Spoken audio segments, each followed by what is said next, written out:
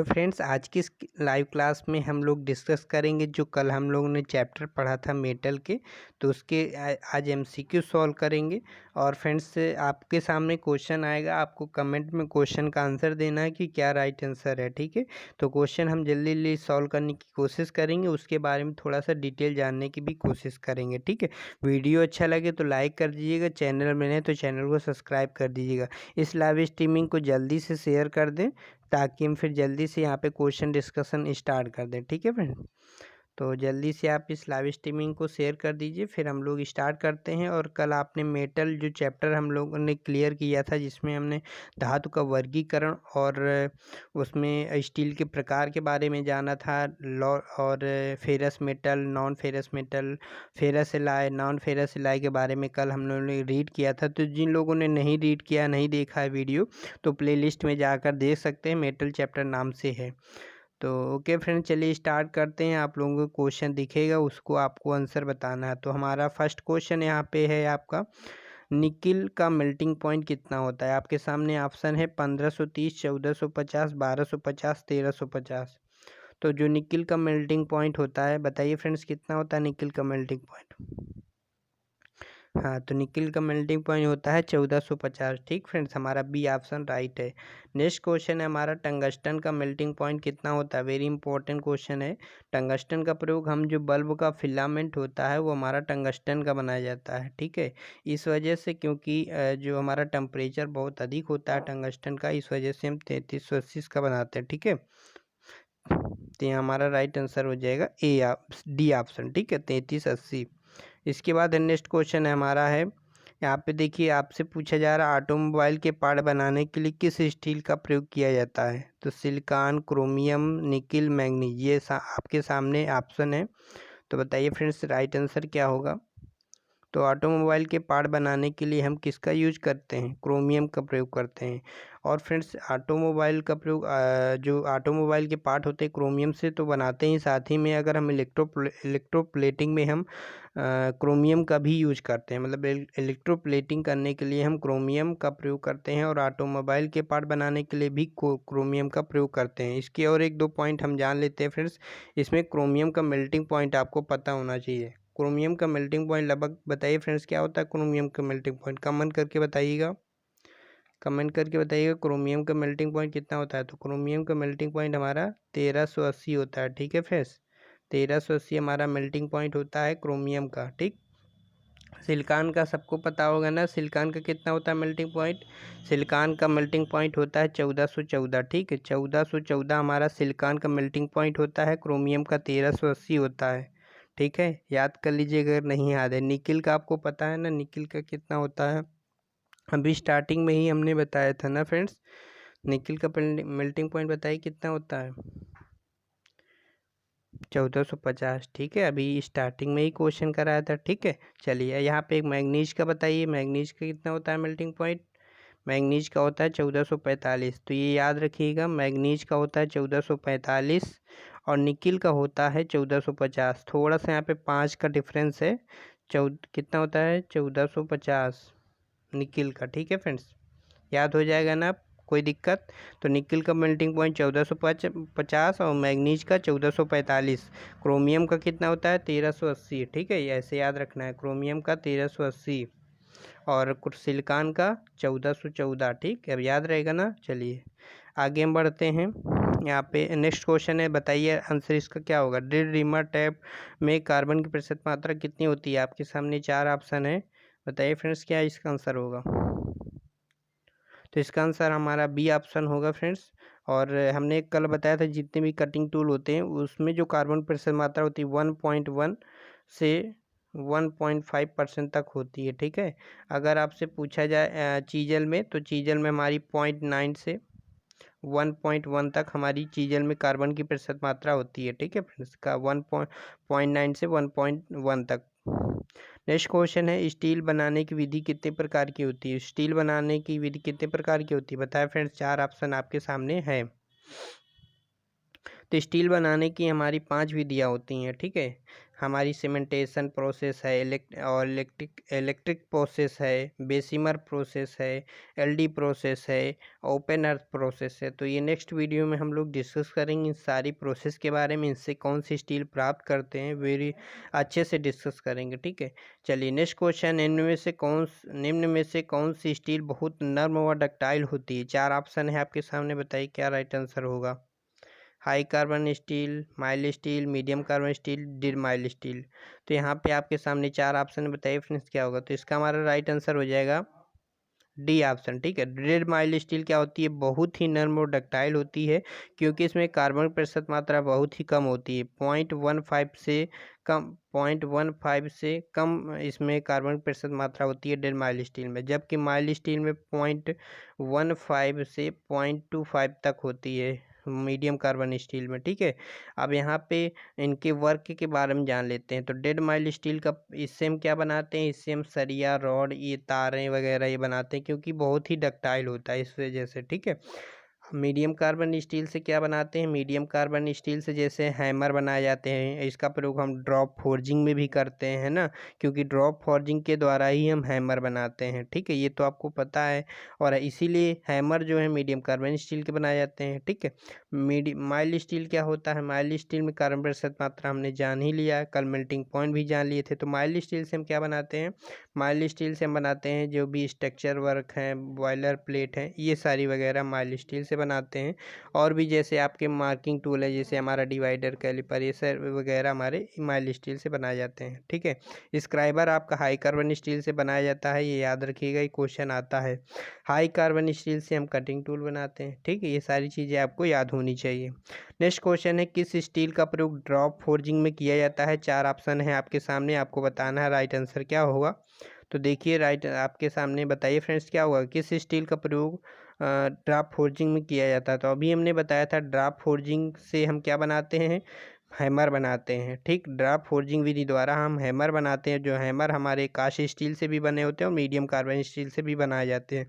तो draft forging के द्वारा हम मीडियम कार्बन स्टील के लिए प्रयोग किए जाते हैं। हमने आपको आंसर की जब भेजा होगा लाइव टेस्ट में, उसमें हमने माइल्ड स्टील आपको बताया, उसे करेक्ट कर लीजिएगा, मीडियम कार्बन स्टील, ठीक है। Medium carbon steel draft forging में प्रयोग किया जाता है। नेक्स्ट क्वेश्चन है आपके सामने, इनवार स्टील में कितने परसेंट निकल पाई जाती है? तो इनवार स्टील में हमारा 35%, आप 35%, 18%, 30%, 25%, ये ऑप्शन है आपके सामने। बताना है कि इनवार स्टील में कितने परसेंट निकल पाई जाती है। तो 35% हमारी इनवार स्टील में निकल की प्रतिशत मात्रा होती है। तो ये हमको इसकी एक परिभाषा आपको याद होगा कि 35% निकल वाली स्टील को क्या कहते हैं? इनवार स्टील, है ना। ये क्वेश्चन आता है कि 35% निकल वाली स्टील को क्या कहते हैं? Invar steel. या पूछ लिया जाए इनवार स्टील में निकल की प्रतिशत मात्रा कितनी होती है? 35%। वेरी इंपॉर्टेंट क्वेश्चन है फ्रेंड्स।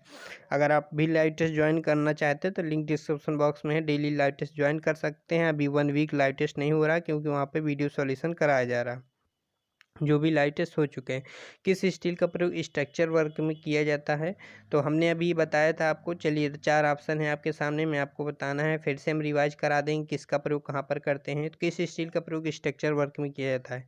तो हमने बताया डेड माइल्ड स्टील का प्रयोग हम सरिया, रॉड, जितने भी डक्टाइल मटेरियल जो मतलब कि चादरें हैं, जिनको धातु को बढ़ाया जाता है, जैसे चादरें हैं तो धातु को, मेटल को क्या है, बढ़ाया जाता है इसकी। और तारें हैं, सारियाँ हैं, तो ये सब डेड माइल्ड स्टील से बनाए जाते हैं। मीडियम कार्बन स्टील का प्रयोग, इसका प्रयोग हम हैमर बनाने के लिए करते हैं। दूसरा ड्रॉप फोर्जिंग में करते हैं। तीसरा इससे टायर, जो रेलवे के टायर हैं वो मीडियम कार्बन स्टील से बनाए जाते हैं। और खेती के औजार जो हैं मीडियम कार्बन स्टील से बनाए जाते हैं, ठीक है। याद रहेगा ना, खेती के औजार मीडियम कार्बन स्टील से बनाए जाते हैं, ड्रॉप फोर्जिंग में किया जाता है। और इससे रेलवे के टायर बनाए जाते हैं, ये सब आपको याद रखना है। जबकि माइल्ड स्टील का प्रयोग हम मार्किंग टूल, जैसे हमारा डिवाइडर है ना, कैलिपर है, ये सब हम इससे बनाते हैं। और इसका प्रयोग हम स्ट्रक्चर वर्क में भी किया जाता है, ठीक है। स्ट्रक्चर वर्क जैसे नॉर्मल वर्क, बॉयलर प्लेट है, ये वगैरह हम इससे माइल्ड स्टील से हम बनाते हैं, ठीक है। एंगल आयरन है, टी आयरन है, नट बोल्ट है, ये सब माइल्ड स्टील से बनाए जाते हैं। ठीक है, चलिए हाई कार्बन स्टील से क्या बनाते हैं, कटिंग टूल बनाते हैं, तो आपको पता ही है। नेक्स्ट क्वेश्चन है इलेक्ट्रोप्लेटिंग के लिए किस स्टील का प्रयोग किया जाता है। आपके सामने 4 ऑप्शन है, यहाँ पे आप देख लीजिए कि आपको क्या आंसर देना है, सही बताइए राइट आंसर क्या होगा इसमें। इलेक्ट्रोप्लेटिंग के लिए किस स्टील का प्रयोग किया जाता है, आपके सामने इसका आपके सामने ऑप्शन है सिलिकॉन, कोबाल्ट, निकिल, मैग्नीज। तो इलेक्ट्रोप्लेटिंग के लिए हमने आपको बताया था कि क्रोमियम का भी यूज करते हैं, और एक चीज़ और आपको बताया था स्टार्टिंग में, अभी आगे हम और बताएंगे। तो निकिल का प्रयोग हम करते हैं फ्रेंड्स। ठीक है, तो इलेक्ट्रोप्लेटिंग जो है इलेक्ट्रोप्लेटिंग के लिए किस स्टील का प्रयोग करते हैं, तो निकिल का प्रयोग करते हैं और क्रोमियम का भी प्रयोग करते हैं। ये याद रखिएगा फ्रेंड्स, क्योंकि इससे यहाँ से क्वेश्चन आता है कि इलेक्ट्रोप्लेटिंग के लिए किसका प्रयोग किस किस स्टील का प्रयोग किया था। इलेक्ट्रोप्लेटिंग जब हम करते हैं तो उसमें कौन सी स्टील प्रयोग की जाती है, निकिल प्रयोग की जाती है, और क्रोमियम भी प्रयोग करते हैं। ठीक है, याद रहेगा ना। तो क्रोमियम के भी हमने 2 पॉइंट बताए थे, याद रखिएगा। क्रोमियम का मेल्टिंग पॉइंट कितना होता है, क्रोमियम का हमारा मेल्टिंग पॉइंट होता है 1380। ठीक है, याद रहेगा ना, 1380 क्रोमियम का मेल्टिंग पॉइंट होता है। दूसरा पॉइंट ये है फ्रेंड्स, दूसरा पॉइंट ये है कि इसका जो यूज होता है क्रोमियम का, इसका यूज हम ऑटोमोबाइल पार्ट में करते हैं, ऑटोमोबाइल पार्ट में। साथ ही में इसका प्रयोग इलेक्ट्रोप्लेटिंग के लिए भी किया जाता है, किसका, सिलिकॉन का। ठीक है, तो सॉरी क्रोमियम का प्रयोग कहाँ कहाँ करेंगे, इलेक्ट्रोप्लेटिंग के लिए और ऑटोमोबाइल के पार्ट बनाने के लिए। और क्रोमियम का एक यूज और होता है, आपको पता होगा, स्टेनलेस स्टील होती है। स्टेनलेस स्टील में हमारी जो स्टेनलेस स्टील में निकिल क्रोमियम से मिलकर बनता है। ठीक है, स्टेनलेस स्टील जो होती है हमारी निकिल क्रोमियम से बन के मिलकर बनी होती है। निकिल में कितना % होता है, निकिल हमारा 8% होता है, जबकि 18% हमारा क्रोमियम में होता है। याद रखिएगा, याद है ना आपको कि स्टेनलेस स्टील में निकिल की मात्रा कितनी होती है, 8% होती है, जबकि क्रोमियम की मात्रा 18% होती है। इसको कैसे याद रखना है कि स्टेनलेस स्टील में, क्योंकि ये थोड़ा सा आप भूल जाते होंगे, तो स्टेनलेस स्टील में 8% हमारी क्या होती है, निकिल होती है। ठीक है, निकिल होती है, और इसमें क्या होती है, क्रोमियम। अब यहाँ पे 8-18 में कन्फ्यूजन ना हो, इसके लिए ट्रिक हम बता दें। क्रोमियम क्या है, नाम से बड़ा है, और निकिल क्या है, नाम से छोटा है। तो जो हमारा नाम से बड़ा, उसका डिजिट हमारा बड़ा होगा, 18 हमारा संख्या बड़ा है, तो क्रोमियम हम भी हमारा नाम से बड़ा है, तो इसलिए हमारा 18 क्रोमियम है, निकिल हमारा 8%। तो ऐसे याद रहेगा ना, कन्फ्यूजन तो नहीं होगी। अगर ये पूछ लिया जाए कि स्टेनलेस स्टील में बताइए क्रोमियम की मात्रा कितनी होगी, तो स्टेनलेस स्टील में हमारी क्रोमियम की मात्रा 18%, क्योंकि नाम से बड़ा 8-18 तो आपको याद ही रखना है। इसके बाद अगर आप केवल ये पूछ ले स्टेनलेस स्टील में निकिल की प्रतिशत मात्रा कितनी होती है, स्टेनलेस स्टील में हमारी 8% निकिल की मात्रा होती है। तो हमने क्या क्या बताया, क्रोमियम का हम बता रहे थे, तो क्रोमियम का मेल्टिंग पॉइंट 1380, और कहाँ इसका यूज करते हैं, ऑटोमोबाइल पार्ट में करते हैं, इलेक्ट्रोप्लेटिंग के लिए करते हैं। ये तो पॉइंट याद रखने, ज़्यादा कुछ आपको याद नहीं रखना है। ठीक है, और क्रोमियम को जब हम स्टील में मिलाते हैं तो इससे स्टील में क्या नहीं, जंग नहीं लगता है, और स्टील टफ व हार्ड हो जाती है। ठीक है, तो स्टील में कौन सा एलॉइंग मेटल मिलाया जाता है, जिससे क्या हो जाता है, हमारा स्टील टफ व हार्ड हो जाती है। तो क्रोमियम मिलाने से स्टील टफ व हार्ड हो जाती है, ये भी आपको याद रखना है। अब यहाँ पे हम निकिल के बारे में बात कर रहे थे, तो क्योंकि इलेक्ट्रोप्लेटिंग के लिए यहाँ पे ऑप्शन क्रोमियम नहीं दिया था, इसलिए हमने निकिल लगाया। तो निकिल का भी हम इलेक्ट्रोप्लेटिंग के लिए करते हैं, और निकिल का मेल्टिंग पॉइंट जो होता है हमारा 1450 होता है। मेल्टिंग पॉइंट बिल्कुल आपको जबान में रटे होने चाहिए। तो निकिल का मेल्टिंग पॉइंट हमारा 1450 होता है। 35% निकिल वाली स्टील को 35% निकिल वाली स्टील को हम कहते हैं इनवार स्टील कहते हैं, ये भी याद रखना है। ठीक है, तो यही केवल इंपॉर्टेंट है, ज़्यादा कुछ इससे ज़्यादा क्वेश्चन नहीं आएगा, इतना ही आपको याद रखना है। ठीक है, चलिए नेक्स्ट क्वेश्चन यहाँ पे आप देख लेते हैं, कोबाल्ट का मेल्टिंग पॉइंट कितना होता है। तो कोबाल्ट का मेल्टिंग पॉइंट आपके सामने 4 ऑप्शन है, आपको बताना है क्या राइट आंसर होगा। बताइए फ्रेंड्स क्या राइट आंसर होगा। तो यहाँ पे तो कोबाल्ट का मेल्टिंग पॉइंट पूछा है, तो कोबाल्ट का मेल्टिंग पॉइंट हमारा 1480 होता है। ठीक है, याद रहेगा, 1480 हमारा कोबाल्ट का मेल्टिंग पॉइंट होता है। नेक्स्ट क्वेश्चन है, स्टील में कितने % कार्बन होने पर स्टील में भंगुरता गुण आ जाता है। ये आपके सामने 4 ऑप्शन है, आपको बताना है स्टील में कितने % कार्बन होने पर स्टील में भंगुरता गुण आ जाता है। तो 4 ऑप्शन है, ये हमारा राइट आंसर हो जाएगा 0.9%। मतलब जब स्टील में 0.9% से कार्बन की प्रतिशत मात्रा जब अधिक हो जाएगी, तो उस स्टील में भंगुरता का गुण आने लगेगा। ठीक है, कब, जब स्टील में 0.9% से अधिक कार्बन की प्रतिशत मात्रा हो जाती है, तो फिर वो स्टील में भंगुरता गुण आ जाता है। ठीक है, ये आपको याद रखना है। और 0.3 से जीरो, ये भी याद रखिएगा, 0.3 से जिस स्टील में कार्बन प्रतिशत मात्रा होती है उसका हार्ड और टेम्पर करते हैं, केस हार्ड नहीं करते। तो या फिर हम ऐसे करते हैं 0.3% से कम जिसमें कार्बन की प्रतिशत मात्रा होती है, जिस स्टील में 0.3% से कम कार्बन की प्रतिशत मात्रा होती है उस स्टील के केस हार्डनिंग करते हैं। जैसे माइल्ड स्टील का हम हार्ड और टेम्पर नहीं करते हैं, केस हार्ड करते हैं, क्योंकि उसमें हमारी कार्बन की प्रतिशत मात्रा कम होती है। नेक्स्ट क्वेश्चन है हमारे सामने और ये लास्ट क्वेश्चन है, निम्नलिखित में से किस स्टील से सरिया और चादरें बनाई जाती हैं। तो 4 ऑप्शन है आपके सामने फ्रेंड्स, बताइए क्या होगा इसका आंसर।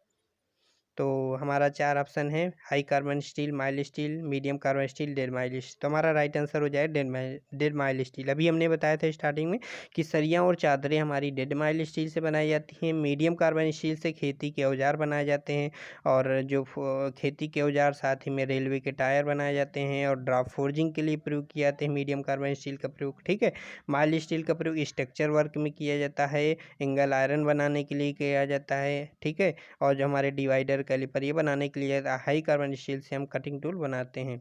तो आज के लाइव क्लास में इतने ही से क्वेश्चन थे। आपको लाइव क्लास कैसे लगी आप कमेंट करके बताइए फ्रेंड्स। कैसी लगी क्लास आज की क्लास आपको कैसे लगी, कुछ आपको सीखने को मिला कि नहीं। हर क्लास में आपको कुछ ना कुछ सीखने को मिलेगा, बस आपको वीडियो को अंत तक देखना होता है।